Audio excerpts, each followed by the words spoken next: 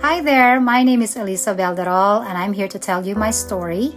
I was born and raised in the Philippines with a family of 8 girls. I came from a poor family, and as you can see, my dad did repairing watches. He was a watch technician, and that's what he did to support our family. So as you can see, we struggled financially. I saw my parents struggle financially. There was even a time wherein me and my sisters have to dig into trash cans to get some food because at 12 o'clock, it's lunchtime, we don't even have money to buy food. And because of those struggles, my dad promised us that he will do everything he can to give us a good education, because he said only education can give us the future that he wanted for us. And so, I went to a private school, and as you can see, I finished Bachelor of Science in Architecture. And after that, I thought I'll be better off because I have a degree. So I worked 6 months as a draftsman in an architecture firm, but I realized that it wasn't for me. I didn't like what I was doing, and so I applied as a teacher in a private school. And there I realized that teaching is my passion. In 2002, my sister saw an advertisement for Teachers for Texas, and so I applied as a teacher for Texas. And so this is like the night that I was about to go, night before my flight. I was with my mom and my dad and my family, and they were so happy because, it's the American dream, and they think their lives are going to be changing if I would be working in America. And as you can see on the right side, this is my family before I left them to work for as a teacher in Texas. In 2010, my dad had a third stroke, and so I was thinking of going home, but I did not have enough money. And so my friend at school lent me money to go back to the Philippines. So then I was able to go back, but then I saw my dad in comatose, and he passed away the next day. So after I went back to the US, I realized I need extra income. And so what me and my husband did is that we started our t-shirt business. So I was able to make my own t-shirts, did it like as a business. And then I learned how to, be a DJ.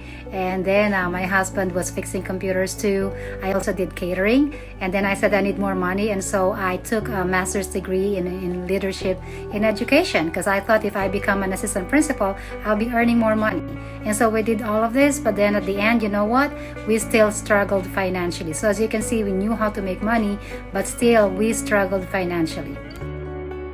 So my turning point was in February of 2018 when somebody talked to me about the campaign. And so I signed up, but at that time, my mom got sick. She was diagnosed with stage 4 cancer, and so I have to go back to the Philippines. After that, I went back to America, and then after 2 weeks, my mom passed away.